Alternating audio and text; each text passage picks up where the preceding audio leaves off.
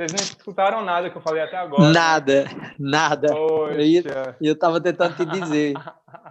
E eu achando E que eu era não meu estava celular. escutando.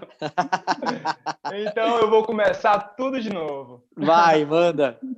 Essa é a live 8 do projeto Ocupa FETEG, patrocinado pelo Fundo de Arte e Cultura de Goiás. Foi aprovado pelo edital de teatro do Fundo de Arte e Cultura do Estado de Goiás em 2018. Apresentado pela Secretaria de Cultura do Estado de Goiás.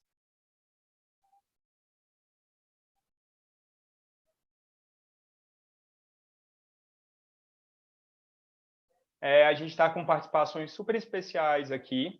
Lembrando que esse é um dos projetos, resquícios do edital de 2018, está dentro dos projetos que foram pagos, e a gente está pensando formas de viabilizar a realização dele online e ser um projeto propositor de novas ações, de possibilidades, de alternativas. E o terceiro Fórum de Sustentabilidade em Arte é um desdobramento dos laboratórios cooperativos de sustentabilidade em arte, e visa também pensar e abrir esse espaço de inquietação de como é que a gente pode viver de arte nesse momento, como a gente pode criar artisticamente, criar possibilidades e conexões entre os artistas. E pensando essas conexões, a gente está aqui com a Bruna. Tudo bem, Bruna?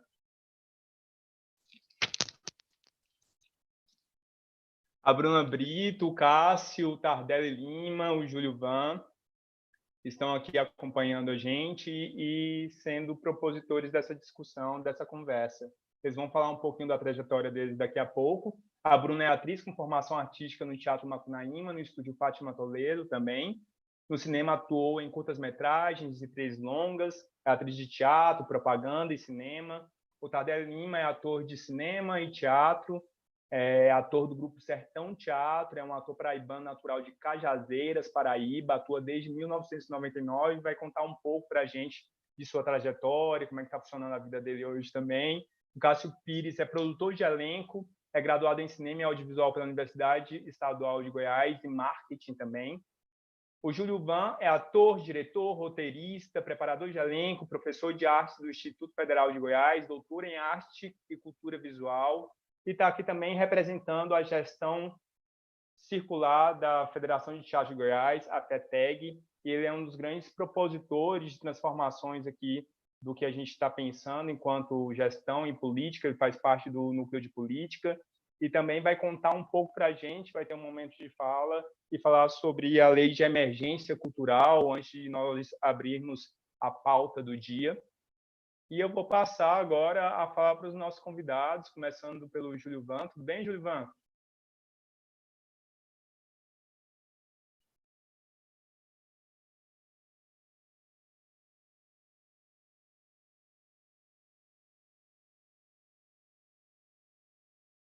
Olá, pronto.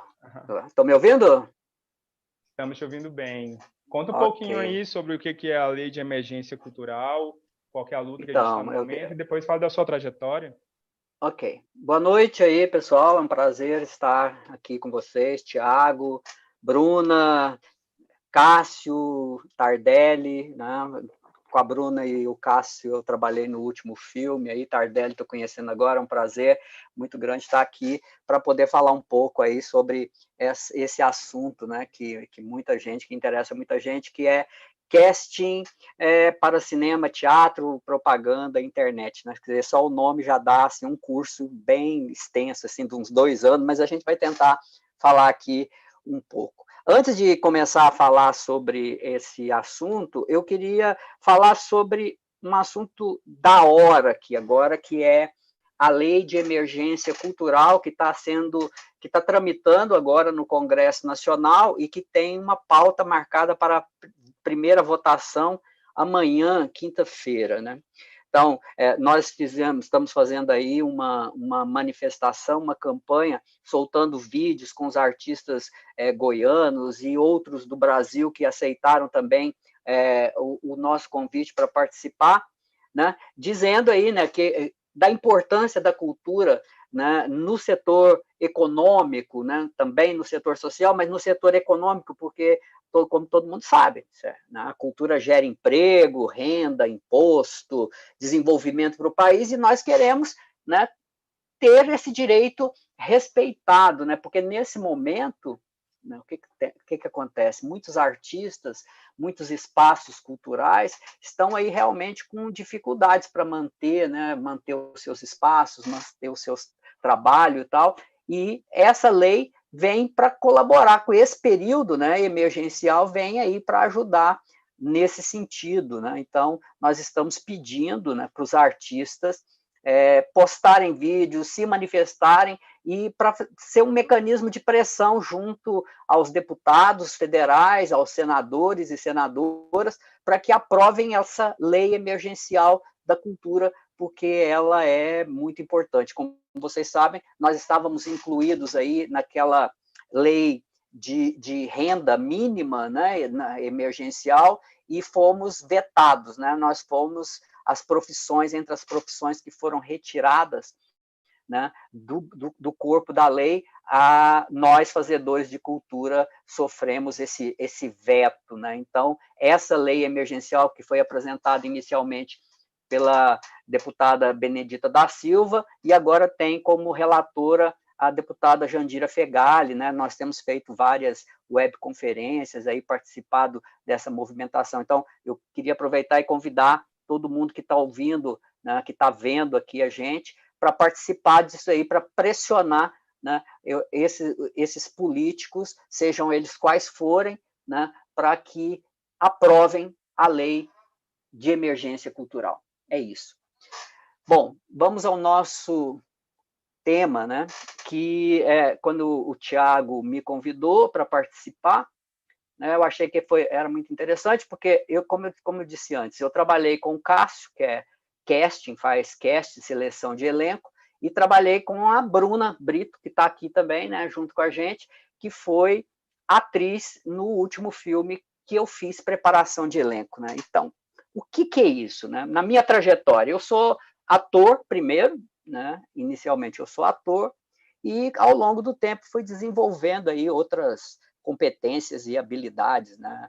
Eu sou roteirista, dirijo peças de teatro, também filmes, fiz muita propaganda, né? Trabalhei em alguns programas na televisão. Então, essa experiência aí me levou a pensar em algumas coisas, né? E entre elas a preparação de elenco, né?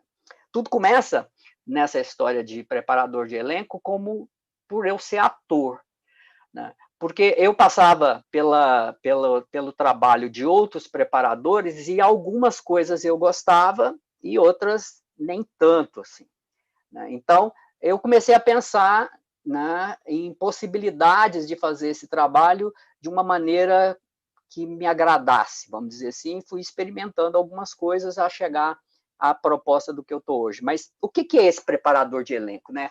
Ele é um profissional, né? Ele é um profissional das artes, cuja função se equipara a um diretor, né? Ele é um diretor de atores e atrizes, né? E que conhece e trabalha com métodos de criação de papel, de construção de personagem, e também na orientação do trabalho do ator e da atriz na preparação para atuar, seja num filme, novela, propaganda, internet ou mesmo no teatro, né? Eu mesmo já atuei, por exemplo, fazendo preparação de elenco em peças de teatro aqui em Goiânia, né? Dependendo aí de cada concepção, né, e método de trabalho da direção de um filme ou da novela e tal, o preparador pode trabalhar desde a seleção de elenco, ele pode estar presente aí na seleção de elenco, até acompanhar o momento da filmagem, né? Ele estando lá junto com o diretor, com a equipe, no set de filmagem, acompanhando esse trabalho, se aparece alguma questão para ser resolvida ali na hora, focando sempre a sua atuação no elenco, né?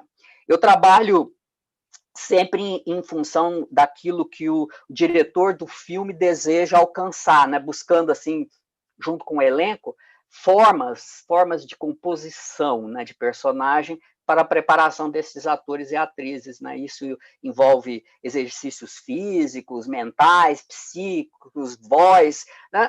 Uma gama de coisas, pesquisas e tudo mais. Quer dizer, a função do preparador de elenco, ele é auxiliar o ator, a atriz, né? E o diretor do filme, de novela ou de teatro, para que possa fazer o melhor possível, né? Dentro de uma proposta, de uma estética, de uma concepção de cena e tal. E isso vai depender muito da obra, do estilo de direção, da concepção, que pode encaminhar a interpretação do elenco, por exemplo, de uma forma realista, naturalista, expressionista ou qualquer outra variação. No audiovisual, né, assim, esse trabalho é um tanto complexo por causa das características do meio, assim. Tem gente que me pergunta, o que é mais difícil, o que é mais fácil? É atuar no teatro, é atuar no cinema? Cada um tem a sua particularidade, não tem mais difícil ou mais fácil, né? Mas no audiovisual você vai trabalhar com enquadramento, com close, planos, uso de microfone, né? E o efeito de realidade que essa mídia carrega. E aí, muitas vezes, se opta pelo naturalismo, né, por exemplo, na interpretação, mas isso não é uma regra, né? Ainda tem toda uma questão de trabalhar, né, no audiovisual sem uma continuidade, né? Você vai fazer um filme, se você é um ator, você pode filmar a última cena no primeiro dia de filmagem, pode filmar a primeira cena no último dia de filmagem. Então, é muito picado, muito fragmentado esse trabalho, então esse acompanhamento aí com o elenco, ele é fundamental, né? Porque as cenas são filmadas mais de acordo com o que foi planejado pela produção do que propriamente pela direção. Algumas vezes, na preparação do elenco, o diretor, né, é na preparação de elenco que o diretor consegue assim, estabelecer um vínculo mais íntimo com os atores e atrizes, um vínculo de confiança, se eu posso dizer assim. Né? E aí, porque aí o diretor pode ver de que maneira o intérprete vai responder a seus estímulos e direção, porque quando você está dirigindo, você quer que o ator faça alguma coisa, né? Mas quem vai fazer isso é o ator ou a atriz, né? Então você tem que perceber de que maneira o ator ou a atriz faz aquilo que você quer. Eu sempre dou preferência a ter a presença do diretor na preparação de elenco, porque estabelece esse vínculo aí e o diretor fica até mais confortável, os atores ficam mais confortáveis, porque na hora de passar a intenção de cada cena, eles já tiveram contato, já tiveram um conhecimento, né? E aí o elenco compreende melhor e confia no diretor ou diretora, que é sempre um caminho melhor. Profissionalmente, né, é um trabalho bastante requisitado e nós temos grandes nomes nessa área, né? Com desenvolvimento de métodos bem específicos. Mas o grande mestre, né, na história continua sendo o nosso Stanislavski, né? E os inúmeros preparadores utilizam métodos desenvolvidos a partir desse realismo social, que é uma base e tal. Tem outras coisas e tal, mas quando você vai ver no método da interpretação, você sempre vai encontrar uma referência lá a coisas que foram propostas pelo Stanislavski, né? Mas sempre, como disse, vai depender da intencionalidade da direção. Os conhecimentos de um preparador podem envolver 200 mil coisas, né? Desde técnicas corporais, entender o trabalho da expressão do corpo, técnicas vocais, até psicanálise, pode ser, né? Porque se você trabalha com conteúdo muito forte, que vai mexer com a psique da atriz ou do ator, você tem que ter alguma noção ou tem que ter um acompanhamento ali de um profissional, porque tem muita psicologia, né, nisso tudo. Eu, particularmente, eu busco no meu trabalho uma coisa que eu chamo de ponto zero, né? E esse ponto zero é tanto no trabalho do ator, na atriz, quanto na fisiologia da personagem. Que é tipo assim, quem sou eu quando ninguém está olhando, né? Então, esse aí seria o ponto zero. É aquilo que você não mostra, vamos dizer assim, para as pessoas. Então, quando você é submetido a uma exposição, seja no filme, seja na televisão, seja na internet, seja no teatro, é difícil você manter essa naturalidade, né? Esse ponto zero. Então, o meu trabalho é encontrar com o ator qual é o ponto zero entender qual é o ponto zero dele e também entender qual é o ponto zero da personagem, e a partir daí trabalhar nuances de interpretação. Eu sou ator, né, como eu falei. E eu já fui dirigido por alguns diretores e diretoras aí, né? Um deles, que eu admiro muito, é o João Batista de Andrade, que é um cara absolutamente tranquilo. Ele dirige os filmes dele sem gritos, sem pressões assim desnecessárias. E eu vi isso também no filme do Thiago Camargo, que foi o último agora que a gente fez, e eu fiz a preparação do elenco e foi fantástico, um diretor muito tranquilo, porque eu não sou adepto de qualquer constrangimento físico ou mental com os atores e atrizes. Eu não gosto disso. Eu acho absolutamente desnecessário. O ator, se ele é ator, ele sabe o que ele é, o que ele faz, o que é o trabalho dele. Né? Então, eu não acredito nisso, eu não acredito nesse constrangimento aí. Se eu sou ator ou atriz, eu sei fazer, né, o meu trabalho, e ele não pode ser atingido com sofrimento. Assim. A dor da personagem não é a minha dor. Eu faço um exercício de empatia, eu me coloco no lugar da personagem e com toda a segurança eu posso representar essa dor física, mental e moral. Eu não preciso sofrer para fazer isso. Então, eu não acredito em métodos que usam esse tipo de coisa, né? Que eu saio... Não, bom, isso, esse constrangimento aí. Então, aproveitando que eu sou ator, eu desenvolvi um método de trabalho que tem produzido resultados bem interessantes, assim, mas que me dá um trabalho danado e é extenuante às vezes, porque é muito divertido, porque eu represento todos os personagens com o elenco e tal, e muitas vezes o ator ou a atriz, para chegar num certo ponto da interpretação, que está sendo difícil o trabalho de preparação, é auxiliar nessa busca, encontrar caminho, uma espécie de alter ego aí do ator e da atriz. Também há trabalhos que são feitos com não atores, né, não atrizes, e aí a buscar uma realidade para esses não atores ou não atrizes representarem, às vezes, a si mesmos, ou é um trabalho também muito específico. Né? E aí é uma questão do efeito de estilo, né, que é preciso estar bem claro. Para finalizar a minha fala, para não ficar muito longa, a gente pode ir respondendo perguntas aí, e ficar aberta a questões, eu entendo que a preparação de elenco é uma ferramenta a serviço da direção do filme, da novela, da propaganda, do teatro. Assim. Então, às vezes, no processo de preparação, aparecem coisas que a direção não estava pensando e que pode ser aproveitada. Né? Ou então a resposta que a direção esperava vem de outra maneira, e isso é muito rico. Mas quem me diz se a interpretação está interessante é o próprio ator ou atriz no diálogo com a direção do filme. Né? Então, não sou eu que crio a personagem. Eu ajudo, eu colaboro, eu estimulo, eu oriento, apresento caminhos, desenvolvo técnicas junto com a atriz e com o ator para que eles criem as suas personagens junto com a proposta da direção. É isso que eu tenho feito aí como preparador de elenco e que tem dado resultados assim bacanas, aí depois a gente conversa mais. Ok? Ok, Júlio, obrigado pela contribuição. A gente está aqui também com o Cássio. O Cássio é produtor de casting e mais algumas coisas, né, Cássio? E vai dialogar um pouco com a gente sobre a experiência dele, a trajetória dele, inclusive já trabalhou com a Bruna, com o Júlio. Fala um pouco de você para a gente, Cássio, e sobre o tema de hoje. Eu acho que você precisa ativar seu áudio também.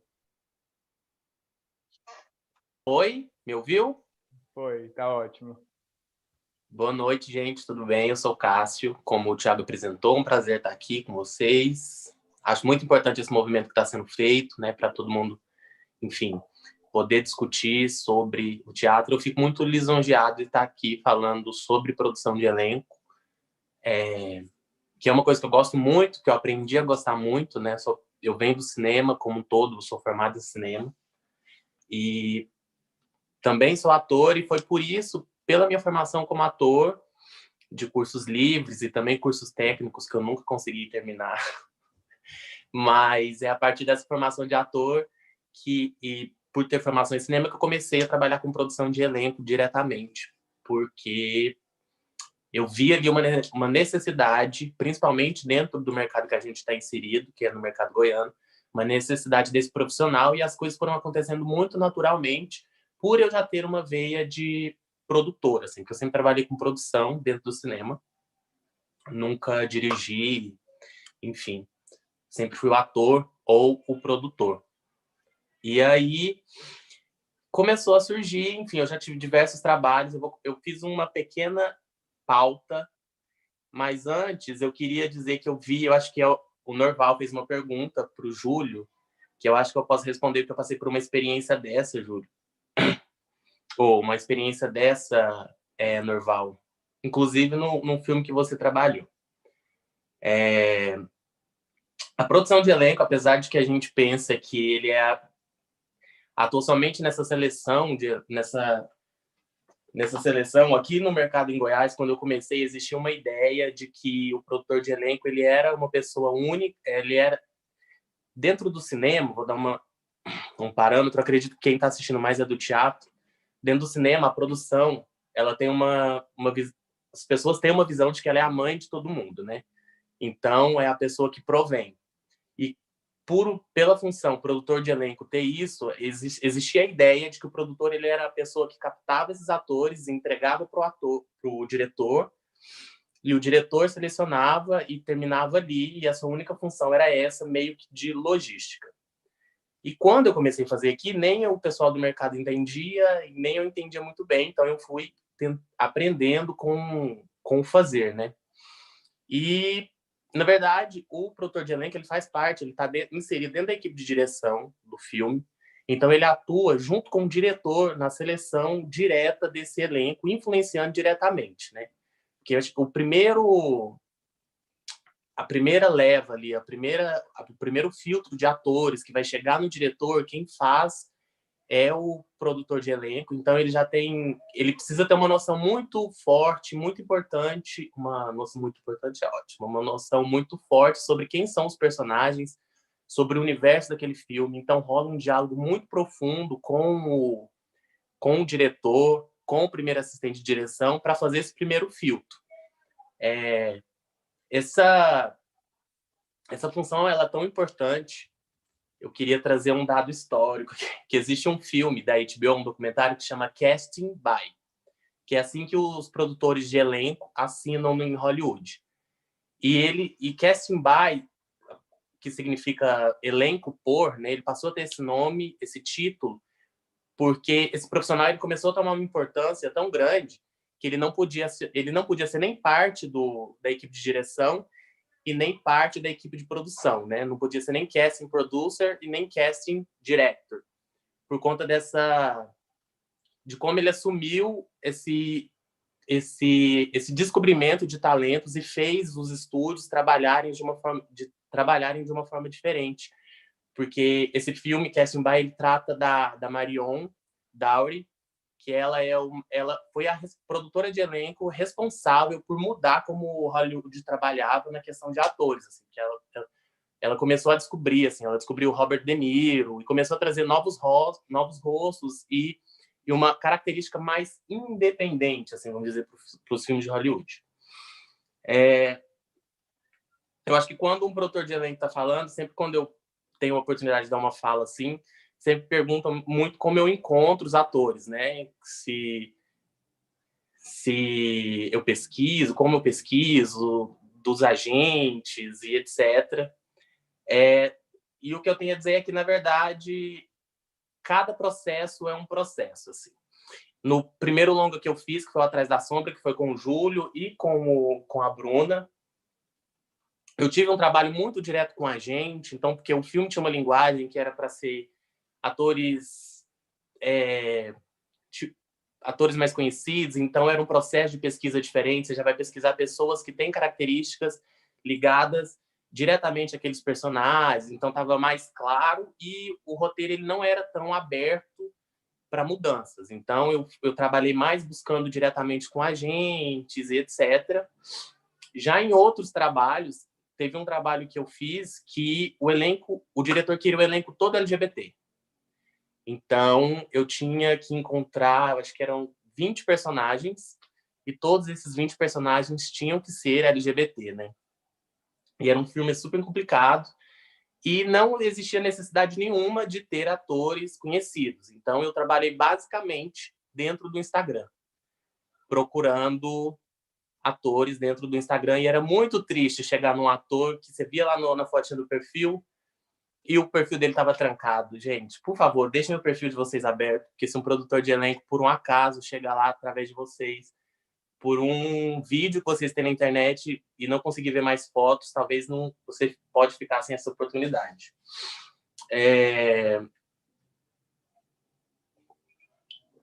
Bom, eu acho que... então, o produtor de elenco, ele atua dentro nesse mecanismo, né? Ele está desde de trabalhar dentro dessa seleção e depois acompanhar, né? Isso é uma escolha minha como profissional, porque como eu também atuo na seleção, é uma das primeiras pessoas a entrar na equipe de um filme, então você faz essa seleção e aí tem toda uma questão contratual que o produtor de elenco precisa lidar junto com os atores e a equipe administrativa do filme.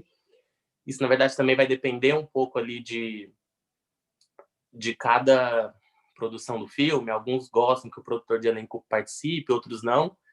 Ele vai atuar na estruturação logística ali da preparação de elenco, quando houver e se for necessário, talvez não é necessário. E depois, durante as filmagens, eu, como profissional, eu gosto de acompanhar os atores justamente por diversas questões de trabalho mesmo. Por exemplo, eu sou a pessoa que eu sou conhecido como produtor de elenco chato, porque eu sou a pessoa que cobra hora extra, eu sou a pessoa que manda ator ir embora do set, se estourar, eu sou a pessoa que eu brigo muito para pagar bem figuração, porque eu também gosto de fazer figuração e elenco de apoio. Eu sou essa pessoa que eu fico cobrando a produção executiva e a equipe do filme para o bem-estar daquele ator dentro do set. E também, durante todo esse processo, como você começa lá do início, né, da seleção, do primeiro contato, até fechar esse contrato e acompanhar ele durante a preparação de elenco, você vai criando um vínculo com esse ator. Então, quando esse ator vai para o set, é muito importante que essa figura do produtor de elenco seja o próprio produtor de elenco ou um assistente de produção de elenco que tenha acompanhado esse processo também esteja no set, para que esse ator quando ele chegar no set, ele não esteja deslocado. Porque na preparação de elenco você vai estar muito ali com os atores das suas cenas, com o diretor, com o assistente de direção, e também com o preparador de elenco, mas já no set vão ser 300 pessoas, figuração e um monte de coisa, e muita coisa acontecendo. E eu me sinto responsável por esse ator no set quando ele chega, né? Que ele precisa se adaptar. Eu acredito que o produtor de elenco ou assistente de produção de elenco faça parte dessa adaptação. E acredito muito nisso por conta desse vínculo, né? Porque não... acho que seria ruim, assim. Eu já me senti muito desconfortável como ator. E como não é um processo como o teatro, que você está sempre junto e conhece todo mundo, e existe um outro tipo de vínculo, como o próprio Júlio falou. É isso. Eu acho que para começar. Cássio, vocês conseguem me escutar melhor agora? Uhum. Sim. Agora, Cássio, obrigado tem várias perguntas aqui para você, inclusive. A gente vai conversar um pouco agora com a Bruna. Tudo bem, Bruna? Tudo bem, vamos. Conta um pouquinho para a gente aí sobre sua trajetória, quem é você e como é que você se relaciona aqui com o tema de hoje. Olá, meu nome é Bruna Brito, eu sou atriz e produtora também aqui em São Paulo. Eu quero agradecer o convite do Thiago Moura, né, para participar dessa live, também aos meus colegas aqui presentes. Fazendo esse paralelo, né, em relação à produção de elenco, eu como atriz que estou do outro lado, né, que acabo participando desses testes, eu como artista, se eu for pensar na minha trajetória, eu sempre fui um tipo de pessoa que sempre procurei sentir, né, em todos os problemas que acabaram acontecendo na minha vida ao longo da minha trajetória. Eu acho que tudo isso fizeram com que eu aumentasse a minha vivência, a minha percepção de mundo. E falando sobre o meu trabalho, eu comecei a trabalhar mais com teatro, depois eu comecei a trabalhar com cinema, publicidade também, E pensando nesse momento de pandemia, né, que quando a gente estava nesse momento trabalhando bastante, eu fiquei pensando em trazer uma mensagem um pouco mais positiva, né, em relação a esse cenário. E eu comecei a ver alguns trabalhos que estão sendo realizados com pessoas filmando das suas próprias casas. Tem aparecido alguns castings, né, de publicidade, onde nós, atores, temos que mandar testes, por exemplo, filmados de casa. Infelizmente, não estão pagando cachê testes, né, para a gente realizar esse trabalho. Eu sinto que é uma coisa que ainda o pessoal precisa entender sobre o nosso trabalho, a importância do nosso trabalho. Mas voltando um pouco sobre o processo do trabalho do Atrás da Sombra, né, que o Cássio falou, ele realmente foi um produtor que, assim, correu muito atrás de várias coisas, e eu sinto que, para nós, o processo de ator, sempre, cada projeto, a gente acaba começando do zero. Então, assim, quando a gente tem a oportunidade de ler um roteiro, né, porque muitas vezes a gente acaba fazendo um teste, lendo apenas uma cena. Por essa cena, a gente acaba tentando entender quem é o personagem, o que levou ele a fazer aquela cena, e a gente tenta construir de acordo com a nossa percepção de mundo, de acordo com a nossa vivência, e trazer o melhor. E muitas vezes a gente não sabe o que o diretor, a diretora quer, né? Enfim, eu acho que eu quero abrir um pouco mais para perguntas mesmo, porque eu acho que esse processo do trabalho do ator, seguindo que cada trabalho acaba sendo completamente diferente um do outro, a gente acaba fazendo de uma forma diferente, né?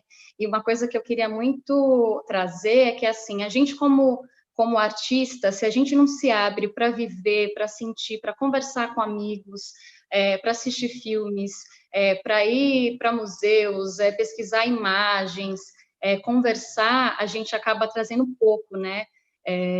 Para os nossos personagens, né? Então é isso, gostaria de abrir mais para as perguntas. Ótimo. Bruna, teve várias coisas que você falou que bateu, foi interessante, porque eu estava conversando com... Eu não estou te ouvindo. Estão me ouvindo? Tô, interessante que algumas coisas que você falou vai de encontro com algumas outras conversas que eu ando tendo com atores de várias regiões. Hoje, inclusive, a gente está aqui com o Tardelli Lima. Tudo bem, Tardelli? Tudo ótimo. Tardelli, inclusive, eu queria, na sua fala, depois quando a gente abrir, você falar um pouquinho também da sua experiência, que você estava contando mais cedo, sobre a experiência de começar a trabalhar com teatro online, né? Qual que seria a contribuição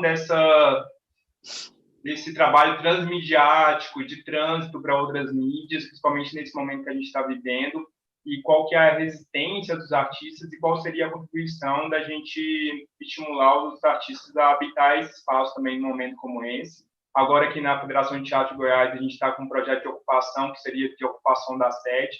Está havendo algumas sugestões de que essa ocupação aconteça no ambiente virtual ainda, mas os artistas ainda estão um pouco resistentes, ainda mesmo ao contrário da maioria dos cientistas, torcendo para que o semestre que vem a gente retome as atividades.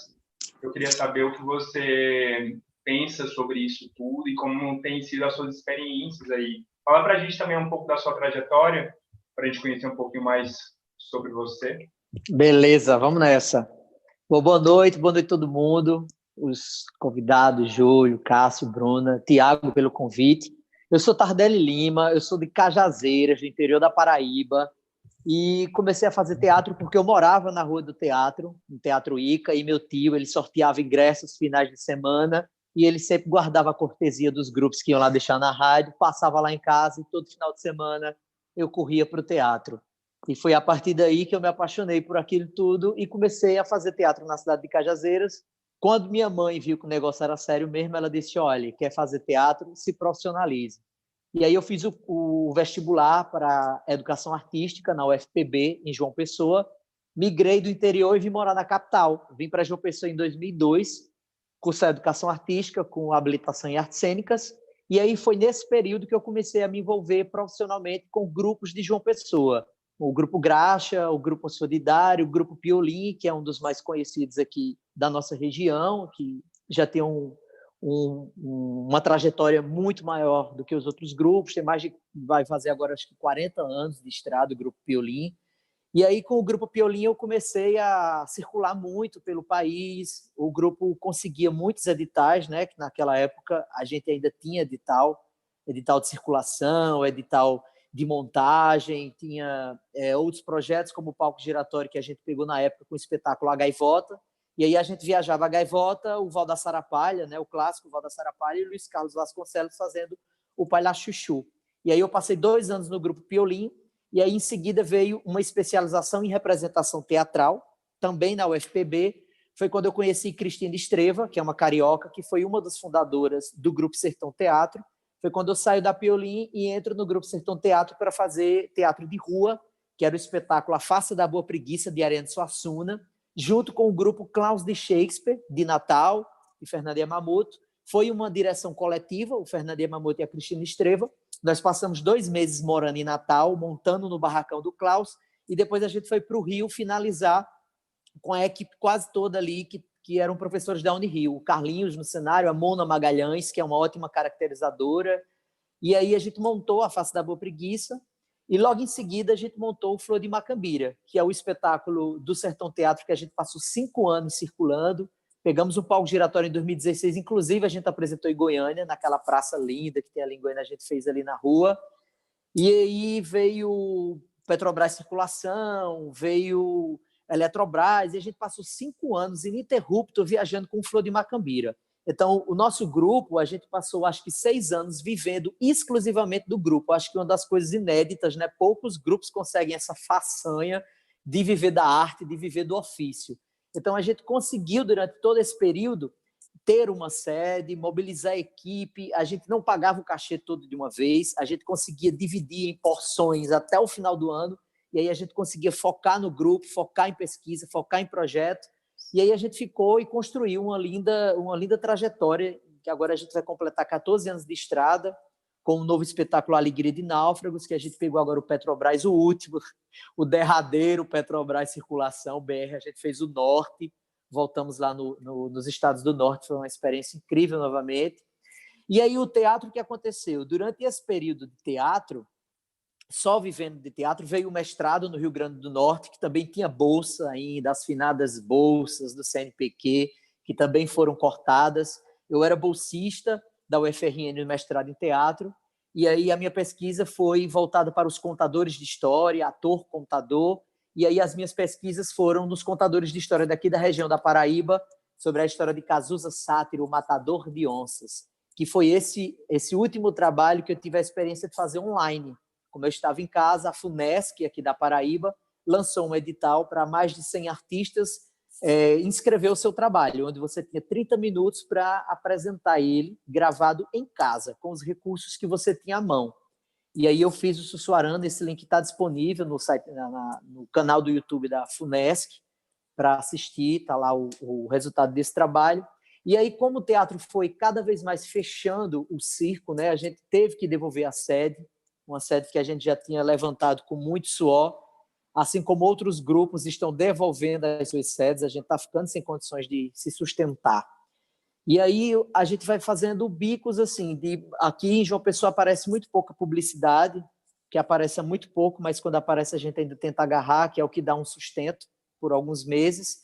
E aí foi quando eu tive que correr para o cinema também, né? Porque eu me boicotava, eu não ia fazer teste de cinema, apareciam os testes e eu não ia, porque eu não queria perder o foco do grupo. O grupo estava conseguindo uma consistência e eu ficava com medo de sair e o outro sair, o outro pegar outro compromisso e o grupo terminar ficando sem perna. Eu morria de medo disso acontecer. E aí apareceu a oportunidade de fazer o teste para Bacurau. E aí eu não tinha trabalho, o grupo estava parado, não tinha edital, aí eu disse, eu vou fazer, eu vou tentar. A gente está sem nenhum projeto futuro. E aí eu fiz o teste para Bacurau segurou para dar a resposta do teste, eles estavam segurando ainda essa resposta, e aí, por conta do produtor de casting do filme de Bacurau, que é o Marcelo Caetano, ele me indicou para outros filmes. E aí apareceu Divino Amor, de Gabriel Mascaro, Pernambuco, fiz esse teste, passei, fiz o filme. Aí foi aparecendo outros, O Paterno, de Marcelo Lordelo, o Serial Kelly, que é um filme que está para estrear aqui, é Globo Filmes e Bananeira Filmes, que é a direção de René Guerra, de Maceió, que tem a Gabi Amarantes como protagonista, que ela está arrasando. É o primeiro filme de uma serial killer feminina no Brasil, onde ela sai matando machistas, homofóbicos, misóginos. É um filme incrível, mas aí ela ainda está na lata. E aí eu fui me apaixonando pelo cinema. Eu fui me encantando muito, assim, vendo a importância de cada função ali dentro. E aí veio o Bacurau, né? E aí, com esse personagem que foi um presentão, assim, do Kleber e do Juliano, que foi fazer o prefeito Tony Júnior, de Bacurau, e que pegou muito, assim, na veia. E aí, depois de Bacurau, foram aparecendo outros trabalhos.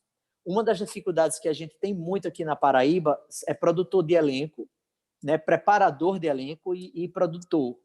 Agentes, enfim, a gente tem uma escassez, assim, agora é que está começando a surgir pessoas que tomaram atitudes, assim como o depoimento de Júlio, né, que é ator, disse que começou também a fazer preparação, foi se interessando. Aqui foi mais ou menos assim, a Célia Farias, que é uma colega de trabalho, ela é atriz, e a gente, há 1 ano, 2 anos atrás, começou a falar sobre isso. Poxa, a gente não tem preparador de elenco aqui, né?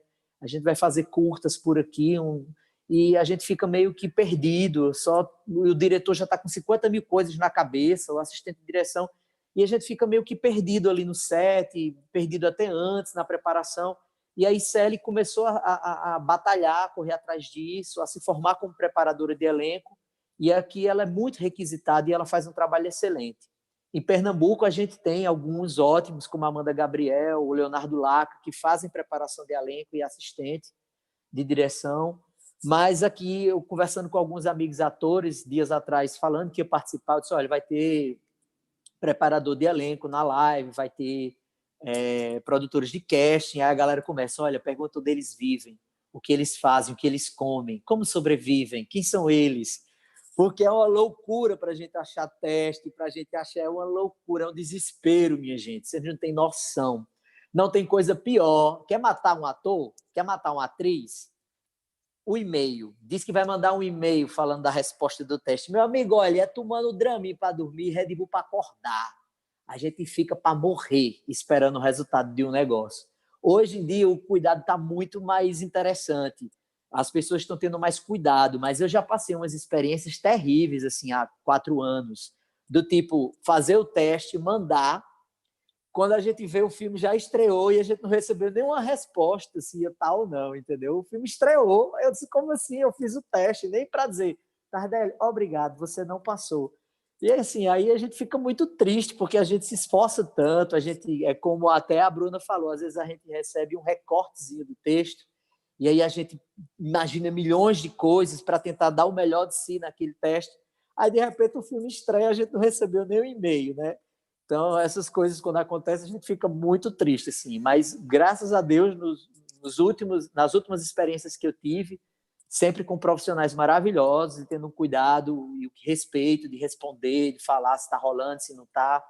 Um outro problema aqui dos atores, que todos vêm me perguntar, os conhecidos aqui da Paraíba e pessoas de outros estados, agência, como conseguir uma agência, como conseguir alguém para agenciar a sua carreira. Nossa, é muito difícil. Eu consegui agora recentemente, graças à visibilidade que Bacurau me deu, que aí a agente veio até a mim, uma agência, e aí eu estou me dando muito bem, assim, está tendo um feedback muito massa, mas os companheiros de trabalho, os outros atores e atrizes, eles ficam muito perdidos, assim, sabe, procurando. Uma das dicas que eu dei para a galera, assim, é hashtag, sai seguindo tudo que é hashtag no Instagram, onde tem preparador de elenco, casting, preparador de casting, casting Brasil. Onde tiver essas hashtags no Instagram, vai lá, que sempre tem assim, seguir a hashtag. Aí sempre quando os produtores de elenco postam alguma coisa, a gente vê logo no feed, não precisa nem estar seguindo o produtor em si ou o preparador em si. Então, é uma das formas de procurar mecanismos. Agora, recentemente, eu me cadastrei numa plataforma chamada Elenco Digital, que também tem me dado bons retornos de trabalho. O Elenco Digital tem 2 formas. Uma que ela é gratuita, e tem uma que é prêmio, que você paga R$30 mensais, se eu não me engano, e aí você consegue ver todos os produtores de elenco que estão nessa plataforma quando eles vão lá avaliar o seu currículo, quando eles selecionam para algum trabalho, eles colocam lá, tem todas as indicações assim. E é uma forma de você colocar no link o seu currículo virtual, que também é uma coisa que muita gente me pergunta, Tardelli, o teu booking, Tardelli, o teu portfólio. O meu portfólio que eu tenho usado ultimamente é desse aplicativo chamado Elenco Digital. Como eu fiz essa assinatura premium, lá eu tenho direito a ter um linkzinho com todas as minhas informações, os vídeos, as fotos, aí eu já encaminho esse link e aí já está tudo lá. Então, foi uma das formas onde eu consegui ser visto e de ter um material bacana para enviar para os produtores, para testes, enfim. Essa semana apareceu muito self-tape, aparece de vez em quando, assim como o Bruno falou, a gente não consegue ter ainda esse cachê teste e a gente se vira em casa para conseguir fazer um material bacana, porque a gente quer ser visto bacana, a gente quer dar o nosso melhor para ser visto dessa forma. E eu acho que é isso, assim, eu estou dando mais as minhas experiências aqui de ator e de nosso desespero a encontrar os produtores de cast, de elenco e tal, porque é um trabalho muito importante que vocês fazem, é um trabalho que a gente admira muito e fica muito aliviado quando tem um produtor de elenco, quando tem um preparador de elenco com a gente no set, e é um alívio que só Deus sabe, porque a gente não quer levar problema para o diretor, não quer levar problema para ninguém. Então, quando tem um preparador de elenco ali com a gente, como um anjo mesmo, assim, é um alívio, a gente acorda e vai trabalhar bem tranquilo. Acho que é mais ou menos isso, Tiago, aí já tem pano para manga aí para a gente conversar. Que ótimo te ouvir, Tardelli. Eu encontrei o Tardelli no Festival de Teatro de Rua de Angra dos Reis. De quando, Tardelli? 2013? Ixi, por aí, viu? Por aí. Depois a gente foi na Paraíba para o Festival de Areia, que tem um circuito de festivais na Paraíba, né? Isso. Um dos nossos integrantes acabou ficando apaixonado na Paraíba e não voltou com a gente perdeu um integrante. Todo mundo que vem para Paraíba é assim. A Cia, vou abrir agora para as perguntas do público. A Cia de Chato Sem Nome, eu vou ler todas as perguntas, depois eu abro para vocês dialogarem sobre as perguntas, usarem as perguntas como subsídio, responderem aquelas que vocês gostarem de responder também. Então, eu vou mandar tudo de uma vez. A Cia Sem Nome de Teatro pergunta: Júlio, um preparador de elenco pode dispensar alguém do elenco que tenha sido composto pelo diretor ou outra pessoa da produção se perceber que não responderá às indicações? Joana Peixoto pergunta: Júlio Van, você trabalhou com a Elisa Lucinda. Como foi? Pergunta do Palco Janelas no Mundo. Júlio, o que você acha de processos de interpretações intuitivos sem aprofundamento em técnicas, oriundas da receptividade natural do ator em seu campo fértil, onde os personagens afinam as suas próprias atuações? Pergunta da Cia Sem Nome de Teatro. Cássio, como lidar com um ator-atriz que se acha e exige além do que a produção pode oferecer em um set? Um pouco melhor. Outras perguntas são: qual a contribuição das atividades online que eu já fiz? Como o Instagram é utilizado como ferramenta de casting? E qual a sugestão que vocês dão aos atores, principalmente você, Cássio, sobre o cuidado com suas mídias sociais e quais usar? Castings de publicidade com materiais feitos em casa, como está se dando? A Bruna já falou um pouco sobre isso, né? Eu vi algumas pessoas também que estão, principalmente em São Paulo, gravando de sua própria casa ou gravando e enviando material, ou algumas pessoas da produção vão até a casa do ator. Você falou sobre cachê de teste, como isso se dá também? Eu sei que isso em São Paulo é muito comum, mas não sei como isso acontece nas outras regiões. Em Goiânia, Goiás, isso não existe. É isso. Vou abrir agora a conversa para vocês. Vocês fiquem à vontade para dialogar livremente. E eu vou, de vez em quando, falando uma pergunta ou outra que o público dialogar com vocês no meio do caminho. Só lembrem de abrir o áudio. Então, essa pergunta aí, se um preparador de elenco pode dispensar alguém do elenco, né? Bom, Eu acho, na minha percepção, é um trabalho conjunto, né? Com o diretor, com todo mundo. Dizer, não é o preparador de elenco que vai dispensar alguém, né? Dentro do trabalho de preparação, pode ser que se descubra que aquele ator ou aquela atriz que foi escolhido não vai render, né? Aconteceu assim, por exemplo, no filme aí que eu trabalhei com o Cássio, foram indicadas pessoas, né? Foram indicadas pessoas e a gente fez teste, né? Fez um trabalho ali para fazer um teste mais humanizado, vamos dizer assim, né? E depois a gente conversou sobre quem ficaria no papel e tudo, mas a palavra final do diretor, né? Eu acho que é isso mesmo, né? A palavra final, quem vai ter essa coisa aí é o diretor. Trabalhar com a Elisa Lucinda foi uma experiência muito, muito, muito legal, muito impressionante, mas eu acho que, assim, trabalhar com a Bruna, né, Brito, que está aqui com a gente, né, foi uma coisa espetacular, porque a Bruna tem essa carinha, né? Aparece aí, Bruna, fala oi aí. Cadê a Bruna? Bruna?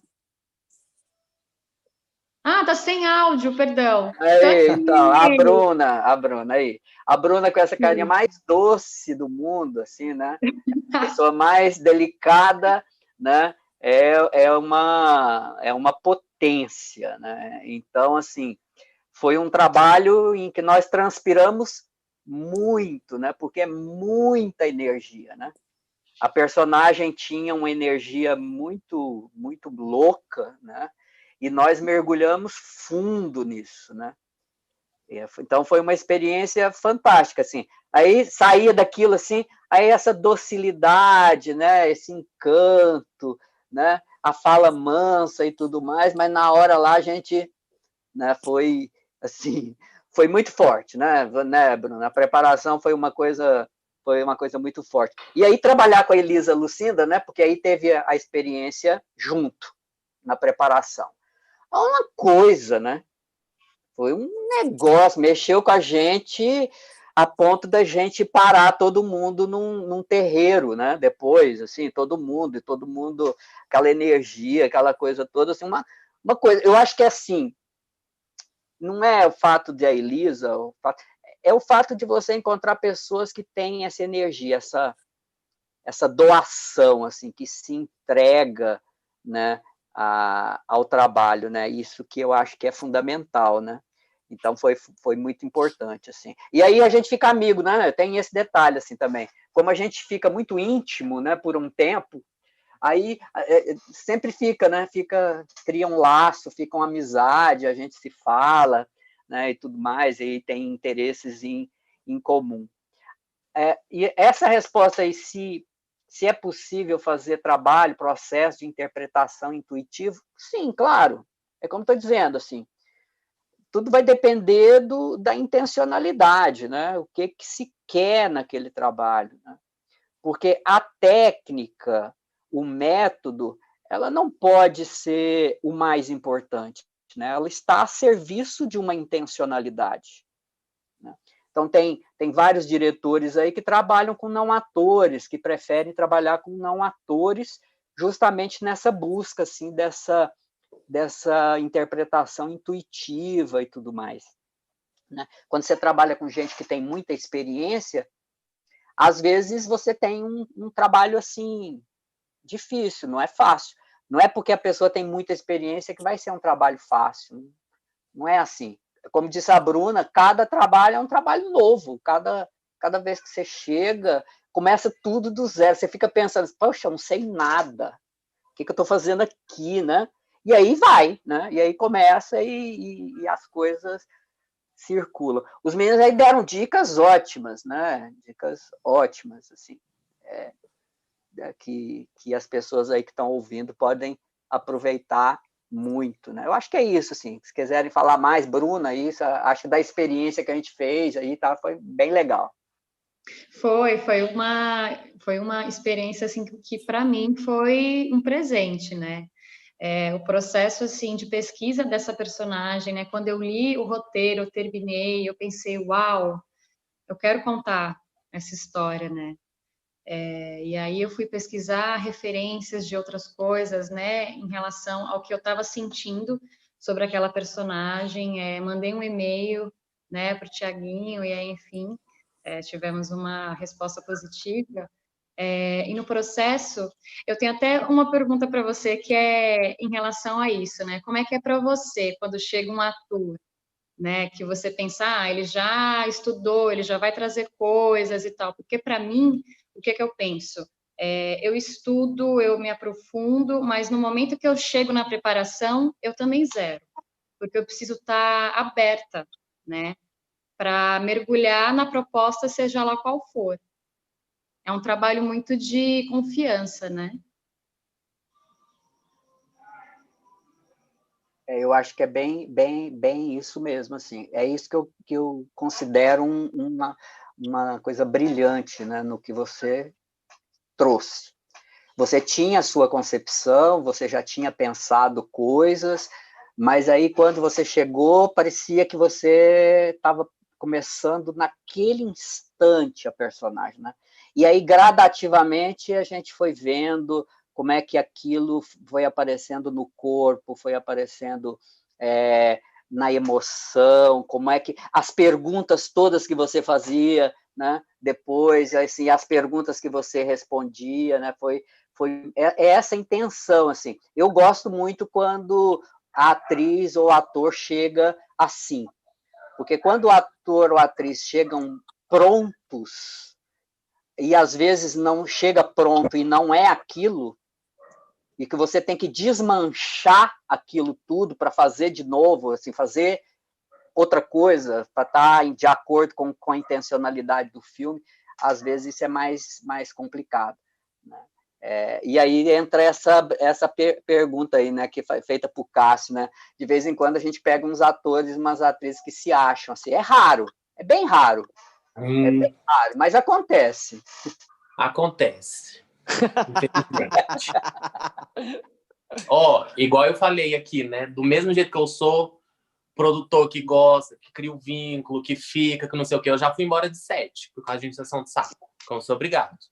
Eu falo assim, falo pro diretor e assistente de direção, que pra mim já não dá mais, tô vazando, não fico mesmo, assim, não aguento. Eu sou a pessoa que defende muito, mas porque é tipo isso, você tá ali, porque assim, o ator, ele fica ele fica blindado ali dentro daquela produção, né? Porque o produtor de elenco é isso, é o que dialoga diretamente com toda a equipe atrás sobre o ator. E aí o ator não tá sabendo, a gente conversa, mas tem uns que quer subir em cima de você, assim, você fala assim, calma aí, meu querido. Vamos sentar, faça o seu trabalho, estou fazendo o meu. Você conversa de umas 3 vezes. Ainda mais no processo de um longa, que é gigante, enche o saco demais, eu falo assim, essa bucha não é minha mais, isso aí pra mim já não... aí eu já nem dou moral mais, aí pra mim já acaba ali. Cássio, tá ouvindo? Tô. Tem 2 amigos meus, eu não vou dizer o nome deles aqui, que a gente já fez dois trabalhos juntos, né? No filme. Aí a gente fica o tempo todo com medo de ser colocado para fora. Aí é muito bom porque a gente faz assim, a gente aqui faz, ei, fulano, já deu, já gravou, já, não sei o quê, vai até que hora? Até às 18. Vai perguntar, bichinho, se já tem um carro para levar no hotel. Aí, não, vai tu? Eu disse, não, vai tu. Eu digo, eu não vou, não. Pois vamos rachar um Uber, vamos embora. Aí a gente disse que deu um jeito, que foi andando. Aí a gente ficou morrendo de medo, porque a gente não quer dar trabalho. Mas eu acho que é uma coisa que se você pensar assim, vale muito a pena, porque você cria uma energia, um laço bacana, de não levar problema, de não criar conflito. É sempre assim, é todo mundo junto. É do maquinista ao motorista que está lá fora esperando. Tem que criar uma energia massa, um ambiente propício ao trabalho. Então, a gente fica com medo de achar que isso vai dar trabalho. Até isso, a gente faz, aí passa alguém, quer um cafezinho, quer não sei o que. Não, acabei de almoçar, não, tá bom demais. Não se preocupe, não, aqui tá bom. A gente fica morrendo de medo de não criar problema. Mas Esses aí, isso ainda eu nem considero um problema, assim, porque como eu sou, faço eventos, não sei o que, esse negócio de Uber, de logística, eu adoro. Então, assim, é uma coisa que eu amo lidar. Eu já faço tudo planilha de quando sai, de quando volta. Eu já informo, eu sou uma pessoa que diariamente, antes de filmar, já falo o horário que chega, o horário que sai, se vai alterando, eu já vou informando. E eu sempre tento deixar muito confortável, assim. Mas eu sou o tio, eu sou tipo um pai, chamo de filhinho, que puxa a orelha e fala assim, olha o copo de plástico que você tá jogando no chão. Eu vi isso, Cássio, eu vi isso. Boa. Eu vi bem isso, perfeito. Mas é perfeito, perfeito. Porque eu sei que os amiguinhos ali da produção, depois eles reclamam pra mim, sabe?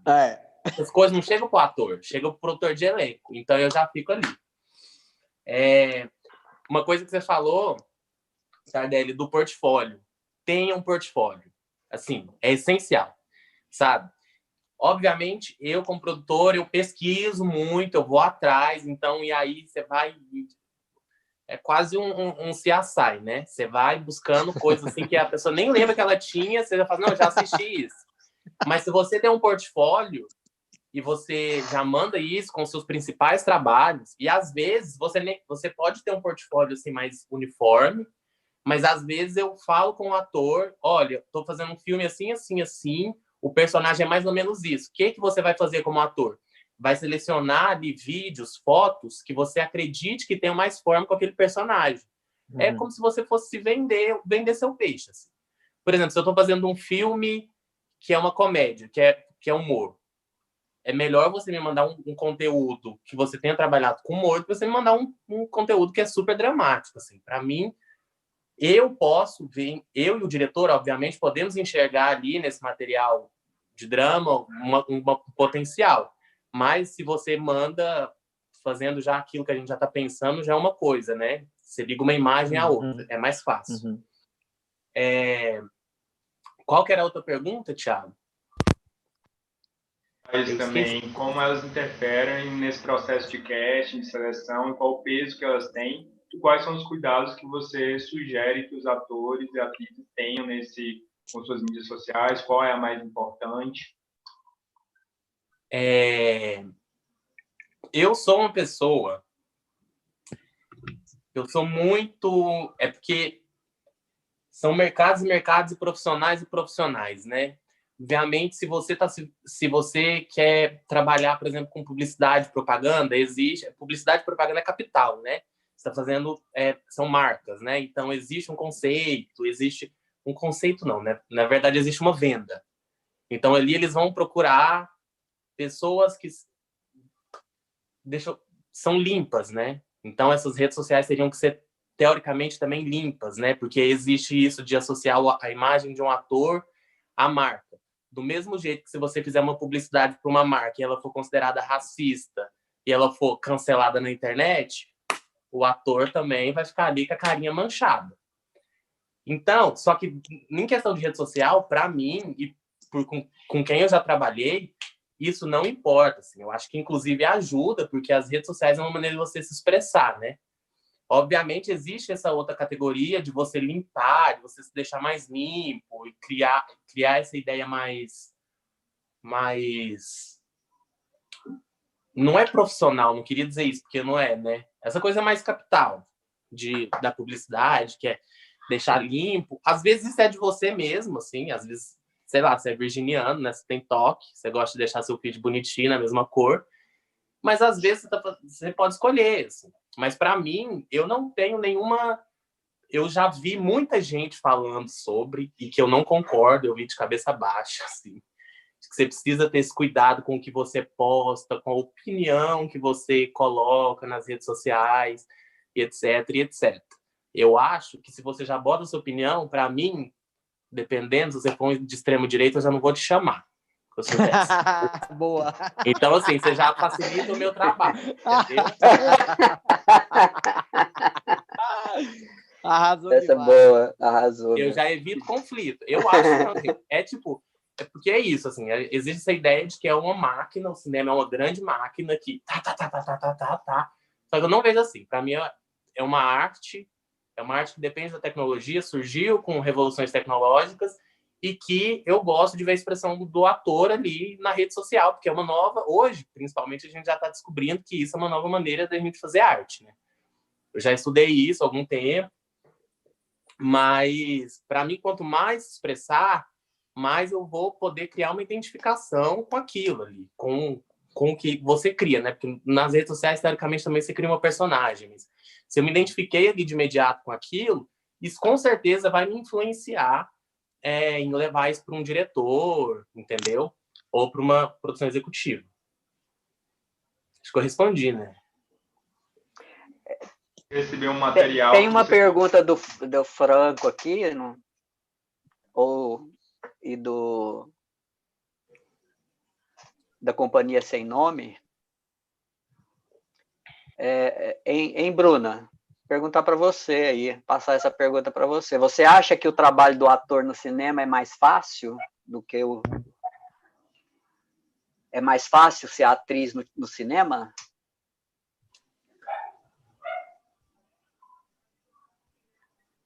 Microfone. Bruna? Ai, perdão. Você acha que ser atriz no cinema é mais fácil? Fizeram essa pergunta aqui. Você acha? Não. Eu acho que para mim, assim, cada trabalho que eu for fazer vai ser como é completamente diferente de um do outro. Se eu vou trabalhar no teatro ou no cinema, existe uma diferença em relação à linguagem, né? Mas eu não posso negar que, assim, hoje eu me sinto muito mais familiarizada com o cinema, até mais com o teatro, porque eu tenho trabalhado mais com o cinema do que com o teatro, né? Então, não sei se a sua pergunta é mais comparando esses dois cenários.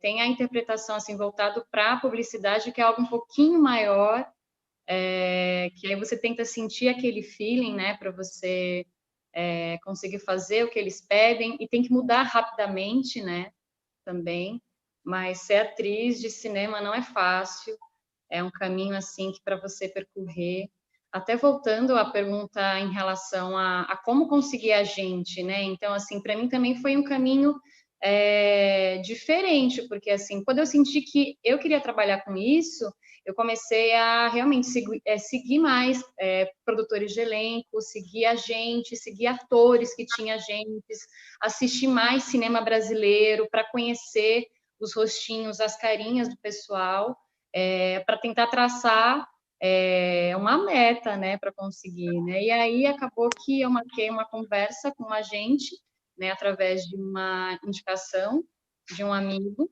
e estou com ela até hoje. Eu acho que está sendo um bom processo, assim, para mim. Posso concluir, emendar aqui na Bruna, gente? Pode. Vou responder a Fernanda. Ela fez uma pergunta aqui. Cadê, gente? Eu perdi. Ela falou que...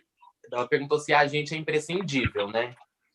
E aí, Fernanda, eu vou te dizer, eu acho que eu já tive essa conversa com a Bruna uma vez, e apesar de que a gente entende de que o agente, ele vai te trazer trabalho, vai depender muito, assim. Eu acho que ele vai talvez trazer mais trabalho de publicidade, quase que eu caí, do que de cinema. Porque, por exemplo, eu vou chegar... A Bruna foi um caso diferente. A Bruna é porque eu conheci a agente dela primeiro, e aí estava em São Paulo, e aí eu conheci ela, e aí cheguei até a Bruna. Mas eu acho que ela foi a única pessoa desse filme, assim, que eu sempre chego no ator, e aí o agente, ele vai ser a pessoa que eu vou falar burocraticamente sobre, assim.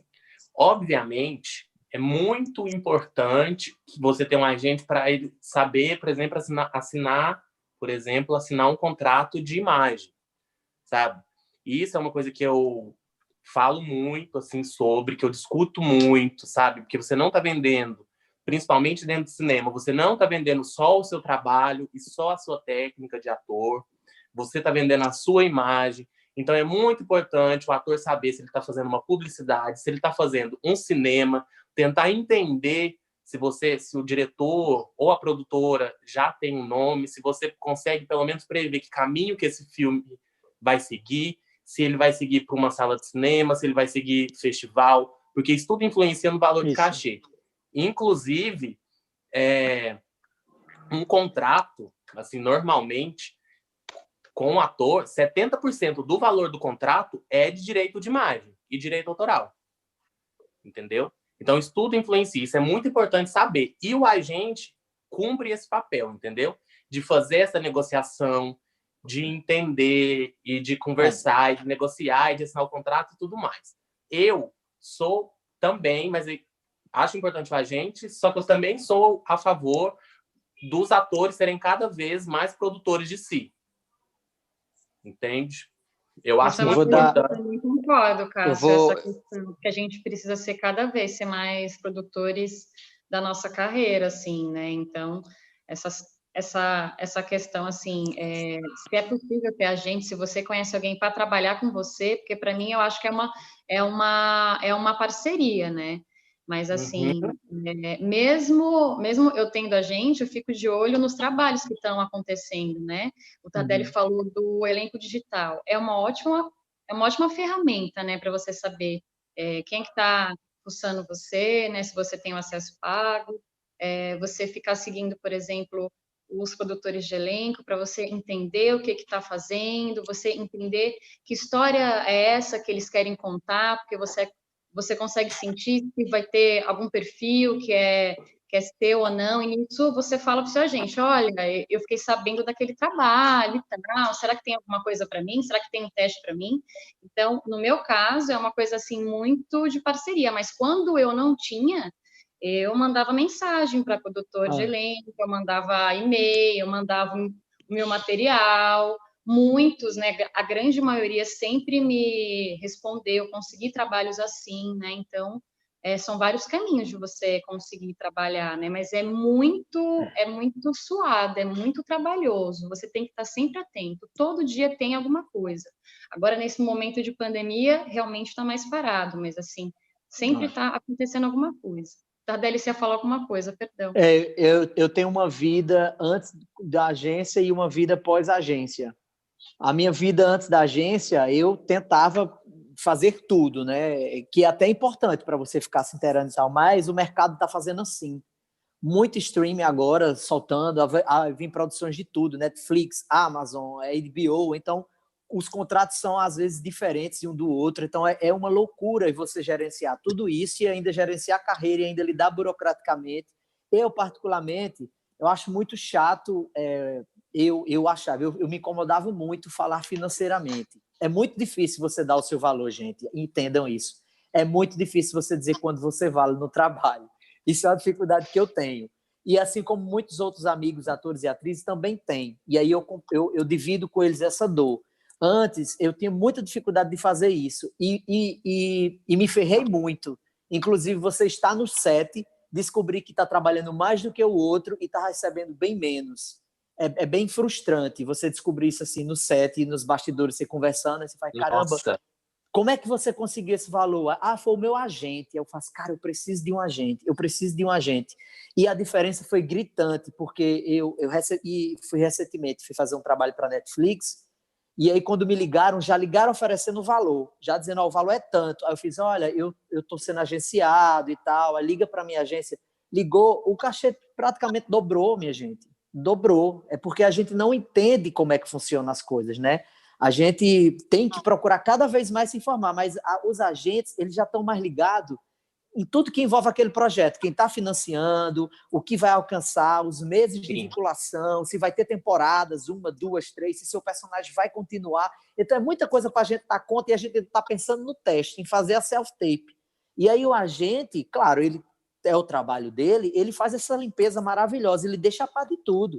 Por exemplo, eu me ferrei nessas pré de Bacurau, eu gastei todo o dinheiro que eu tinha, que eu estava ganhando dos projetos de teatro. Porque alguns, quando a gente estava lá, e fazia, aí tu vem como? Eu estou pagando uma pousada ali, não sei o quê, para acompanhar algumas prés.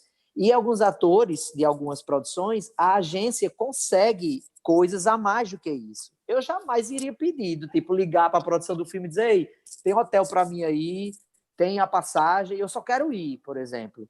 Mas aí eu descobri lá em algumas dessas assim que a galera, não, a minha agência colocou no contrato que eu tinha direito em algumas da pré à hospedagem, por exemplo. É uma coisa simples.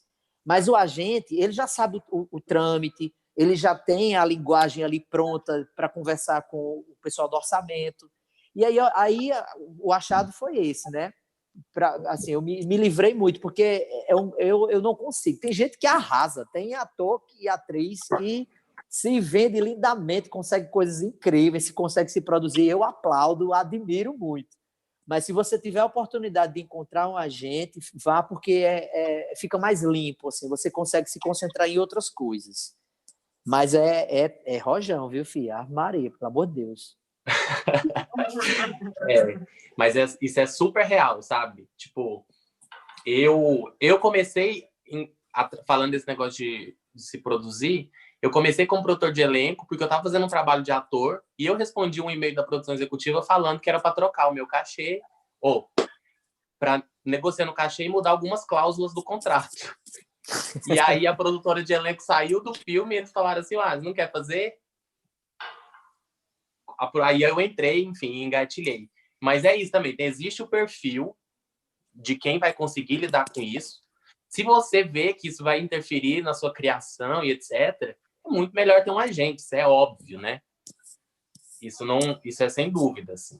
É muito importante e vale do produtor de elenco também conhecer o filme, conhecer o orçamento do filme, porque eu já vi produtor de elenco agindo de má fé, que tipo assim, né? A gente conhece, não é má fé, mas assim, algumas coisas dá para você negociar, sabe? Você tem que ser amigo do ator também, porque depois você vai precisar dele para trabalhar se você for uma pessoa, se você for mal com ele, depois você vai precisar dele para um trabalho e é uma via de mão dupla. Então eu sempre fui essa pessoa que, igual eu falei, sou enjoado, brigo com a produção executiva, escrevo e-mail no final do set, da diária lá, falando assim, tem que pagar a hora extra, tal, esse cachê não tá bom, tá errado, tá fazendo mais do que, não sei o quê. O diretor, às vezes, tá indo longe demais com o ator, porque é isso, o ator, às vezes, ele não gosta do que o diretor tá fazendo, e aí existe a imagem do diretor, né? E aí que ele vai chegar em quem? O produtor de elenco. Aí a bucha, vai resolver a bucha, vai não sei o quê. É isso. Aí, Fernanda, só que... Fernanda, só complementar a outra pergunta que eu achei aqui, coloca assim suas coisas de teatro e de circo. Eu já trabalhei com muitos atores que não tinham feito cinema, só vendo conteúdo de teatro, de circo eu nunca peguei.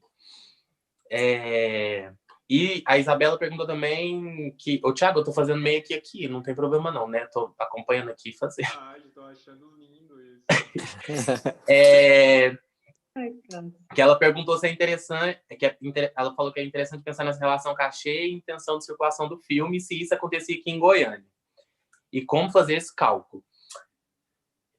Isso aí não acontecia, não acontece, porque assim, o nosso mercado estava emergente, né? Agora acabou, ele estava assim, no ápice do ápice, a gente estava com muitas séries, muitos longas em desenvolvimento e em produção. Agora acabou tudo, não tem mais nada, assim, zerado, tá todo mundo parado, literalmente. E aí eu vinha conversando isso com as produções executivas que eu ia trabalhando, assim, sobre essa responsabilidade. Pra vocês terem uma ideia, a figura do produtor de elenco não entra na planilha orçamentária da maioria dos filmes, dos projetos. Assim. Caramba! Entendeu? Aí cai para quem? Para o produtor do filme, para o diretor de produção fazer. O diretor de produção tem que conseguir locação, alimentação, não sei o quê. Como que ele vai conseguir um bom ator para fazer aquele filme? Não tem condição. Já vi planilhas, inclusive, que eles... Não posso falar aqui que tá no YouTube, porque senão depois que eles, assim, lavaram as mãos para os cachês, sabe? Eu acho que... Eu fico imaginando, assim, que a pessoa que faz a planilha, às vezes, não lê o roteiro. Porque eu já vi, assim, planilha, R$100 para pagar figurante, e aí tem uma cena no auditório. Assim, não tem condição, sabe? Às vezes, aí eu venho conversando isso com as produções executivas para eles tentarem entender isso, que esse trabalho ele vem muito antes, vem na escrita do projeto, e o produtor executivo também ele precisa conhecer muito o filme, o projeto, não para ele entender como que vai funcionar esse orçamento. E aí, Isabela, eu acho que vale muito conversar com o produtor de elenco, assim. Tipo, saber como que é esse filme, perguntar se esse filme ele tem algum financiamento, como que é, sabe? Para você ter uma ideia mais ou menos, assim, mas não dá para mensurar exatamente mensurar quantitativamente esse valor desse cachê, principalmente em Goiânia por conta de toda essa situação que eu coloquei.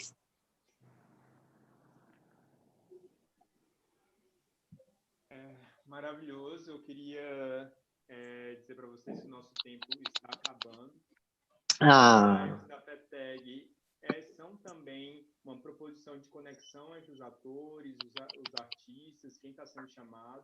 Quem está sendo chamado é porque já tem algum tipo de conexão, mesmo que não se conheça. Então, também é um convite, Tardelli, de você conhecer... Não estamos te ouvindo bem aqui, Tiago. Eu pensei que fosse só eu. Eu acho que agora vai ficar melhor. Aí, ficou. Melhorou.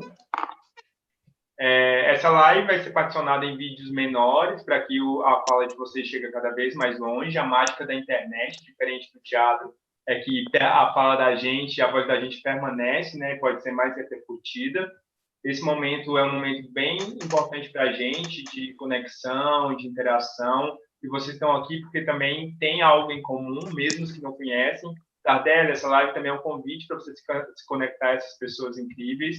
E vocês também se conectarem a essa pessoa incrível que é o Tardelli. Quanto você mais conhece, mais você se apaixona, vai por mim. Fica incrível. O Grupo Sertão Teatro também, o povo da Paraíba, João Pessoa, que saudade de João Pessoa. E a gente continua com lives nos próximos dias, mais 2 lives dentro do terceiro fórum de sustentabilidade em arte. Depois a FETEG continua essas lives dialogando com a população local de Goiás, com pessoas de fora de Goiás, tem algumas propostas para umas lives internacionais também, para saber como os outros artistas estão se organizando em outros países. Dia 22 agora, sexta-feira, às 18 horas, transmitido pelo YouTube e pelo Instagram da FETEG, nós vamos ter a participação do Vitor Bitol, Carol Schmid, Thiago Renner,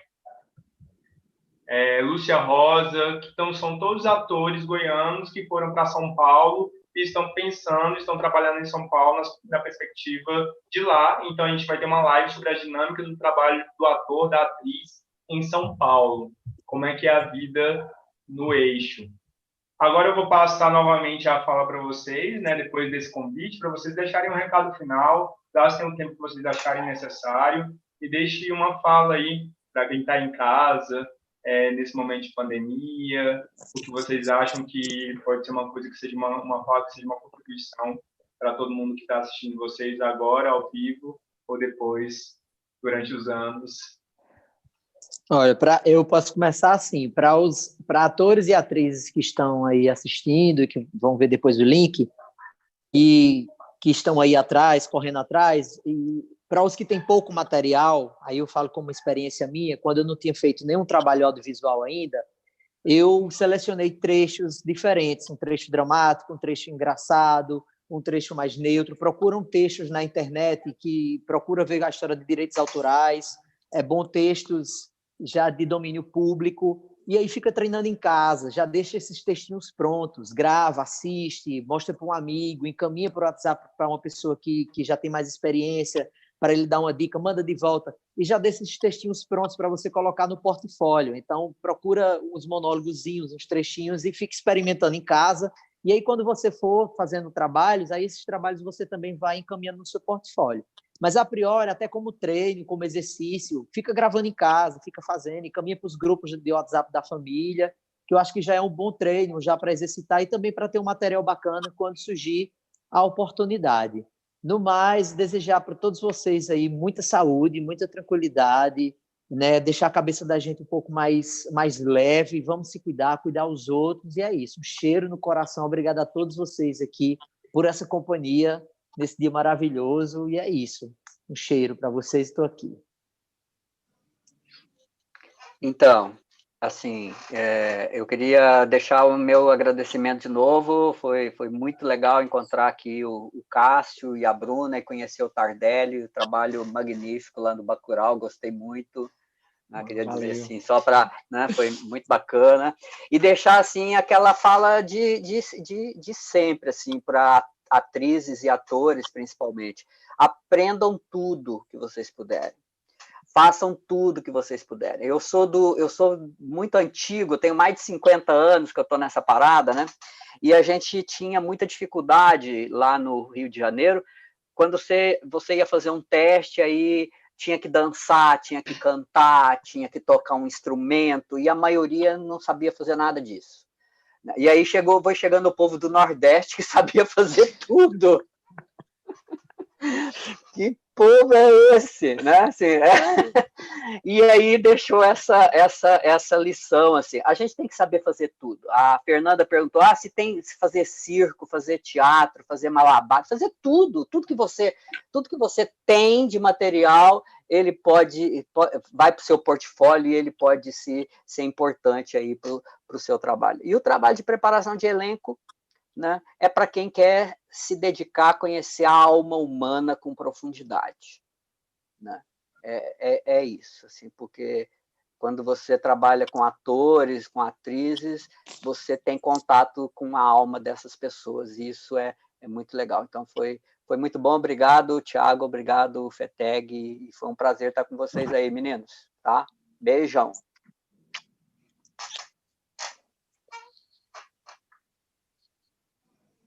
Olá, obrigada. Quero aproveitar aqui para agradecer quem assistiu, quem perguntou. O caminho, né, para você ser atriz não é um caminho fácil, é um caminho trabalhoso, mas eu acho que quando a gente realmente acredita em alguma coisa, é importante a gente seguir, né, e fazer o possível, né, para as coisas acontecerem. Eu gostei muito da dica do Tardelli, né, que é assim, para quem está começando, né, começar a fazer algumas cenas com o próprio celular para mostrar o trabalho. Eu acho que é muito aquela coisa, quem não é visto não é lembrado. Então, assim, é como um próprio exercício mesmo de você se assistir, de você pedir para algum amigo, algum familiar assistir você. Eu acho que vai ser um grande exercício que você pode fazer. E eu acho que nesse momento de pandemia, né, o quanto a gente puder ler, descansar, assistir filmes, olhar pela janela, eu acho que tudo é válido, né? E é isso.